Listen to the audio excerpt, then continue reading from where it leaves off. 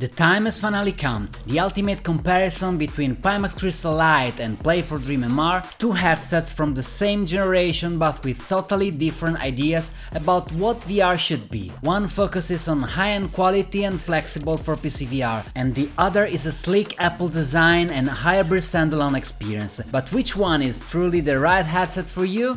Let's find out together.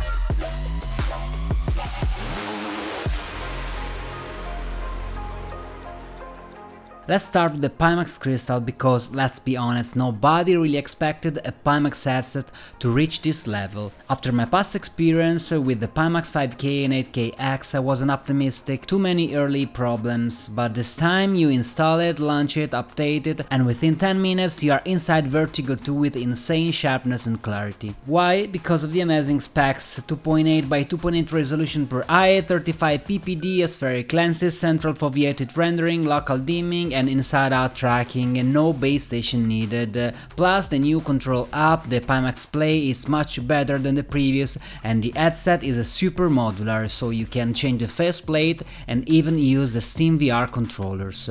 Now on the other side we have the Play for Dream MR, a brand new player that made headlines from the start. It looks a lot like the Apple Vision Pro, but it's made for gamers. It has dual 4K micro OLED displays, infinite contrast, perfect blacks, and an amazing resolution, 3.8 by 3.5 pixels per eye with 45 PPD. That's similar to Vision Pro, but this one runs on a custom Android OS, more open and more PC VR friendly. It started on a Kickstarter, and while it looks targeted for the Asian market, it's getting global attention thanks to its big ambitions. What's unique is that the Play for Dream develops everything in-house: lenses, tracking, software, and even the UI. This gives them huge flexibility, and you can see that in features: mixed reality, 3D photo viewing, productivity tools, so you name it. But this wide focus also means it tries to do too much at once.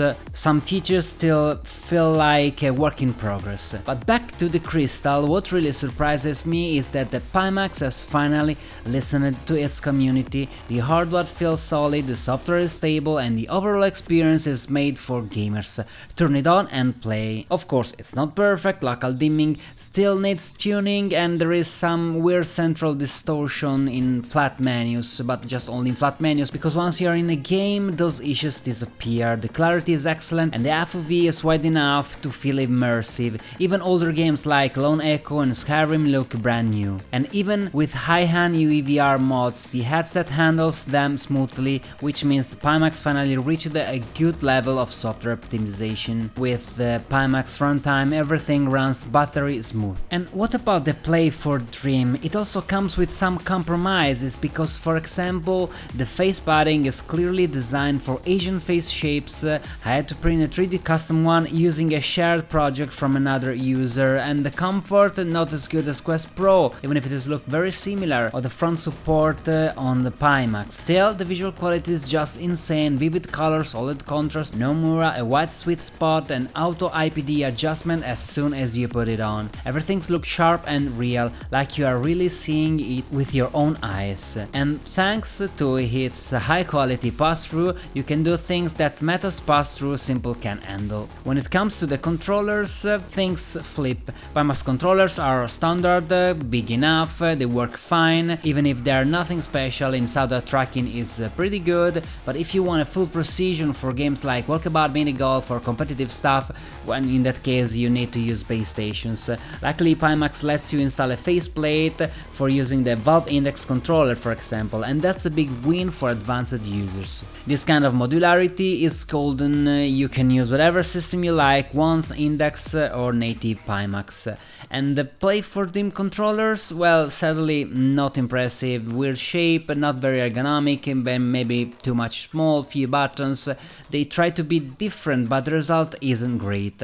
Tracking is okay for casual games, but nothing like Quest or Index, and definitely is not possible to play PC VR games like Beat Saber. The lack of buttons, weak ergonomics and poor haptics art the experience. The hand tracking works, but is still too inaccurate for serious use. Gestures are limited and often frustrating. It's not yet reliable enough for managing MR windows or fast interaction without controllers. Before we move on, a quick shout out to VR Rock, who have been supporting me and are now also working with the Pimax Super. VRROC specializes in prescription lenses for VR headsets, and we have tested them on many models over the years, from the Rift S to Quest 1 to PSVR 2 and more, always with great results. You can find lenses for all types of headsets, including Quest 3, and now they've even launched lenses for the Pimax Super. If you're interested, don't miss the discount code in the description.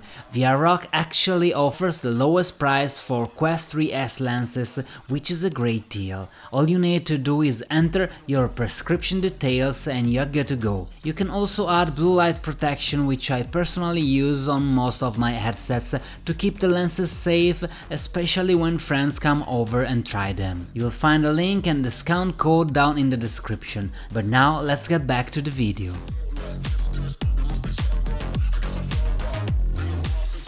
For software and OS, Crystal wins in terms of simplicity. You turn it on, choose your runtime and play.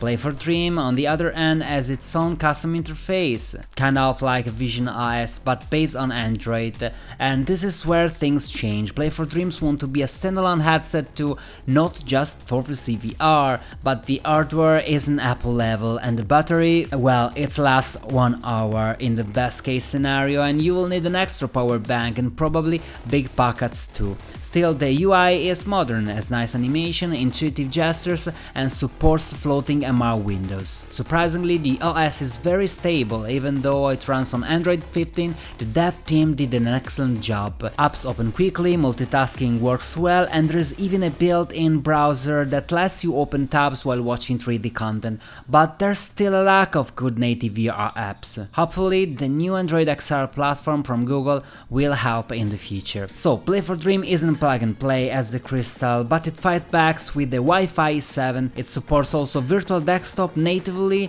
and with a strong GPU like the 5090 PC VR streaming is a next level. Games like Lunico, Witchfire, Alex look like a Real Engine 5 remakes. And that's good, feels like having a private OLED cinema strapped to your face.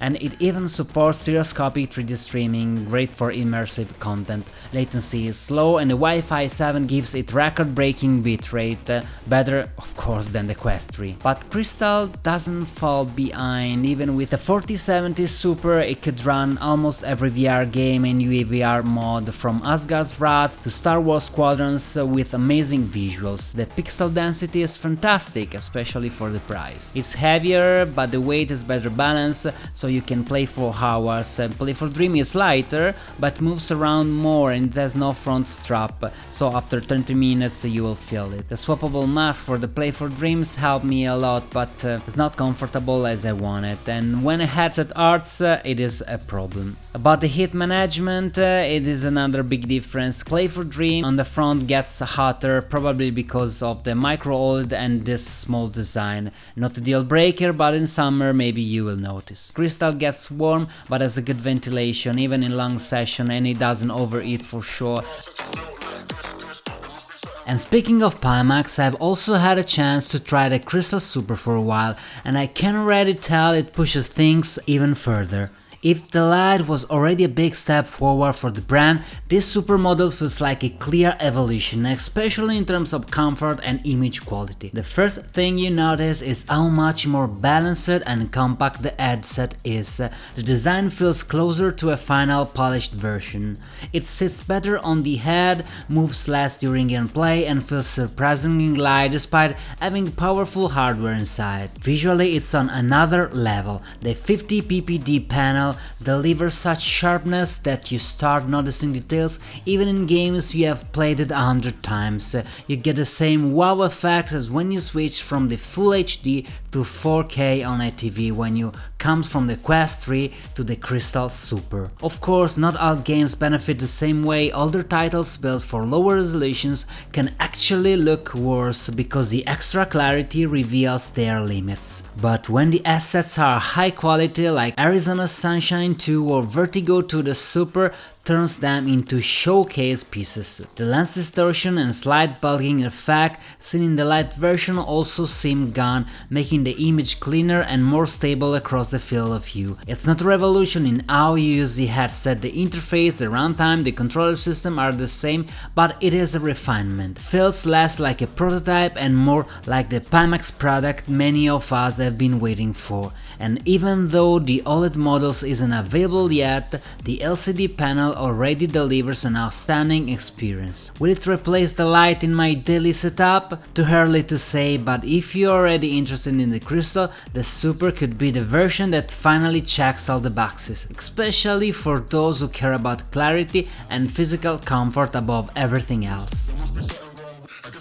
And in the end, let's talk about the price. Crystal Light is around $100 depending on your country's taxes and shipping. There are in any case some discounts, check the link in the description. And if you own an old Quest or Vive, you also might get a trade-in discount too. Play for Dream instead, it depends if you were a baker or not, it could cost up to $200 depending on where you buy it. Both are high-end headsets, not for casual users, but if I had to choose where to spend my money today, I don't know, it really depends on you. I can use both, it depends what I have to play. If you love mixed reality, colored pass-through, floating windows, MR tools, Play for Dream is the headset for you. It has the closest thing to Vision Pro, but more open and gamer friendly. But if you're a hardcore gamer, love cockpits, mods, PCVR and want the best image quality without using high-end GPU, maybe the Crystal is the smarter choice. About the after-sales support, for sure Pimax has improved, now they have more employee, and about the Play for Dream, I don't know, it's too early to mention it. Kickstarter bakers are receiving now the headset, so it's unclear how returns and other issue will work.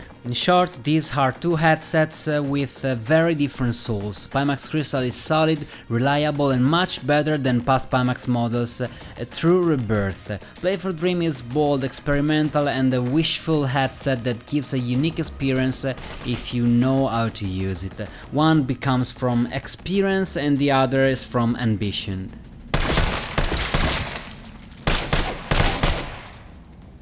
So in the end we are looking at two brands that could lead the future of PCVR. Not perfect but exciting. Want stability and compatibility? Go to Pimax Crystal Light. You want vision and futuristic design? So try Play for Dream MR. If you will able to try both, you will see two parallel VR worlds. If not, think carefully about your needs, clarity or versatility, raw power or elegance, closed but solid or open but unfinished. There is no single right answers, only the right headset for you. So that's all for this video. If you enjoyed the head-to-head, make sure to subscribe and I'll see you in the next one.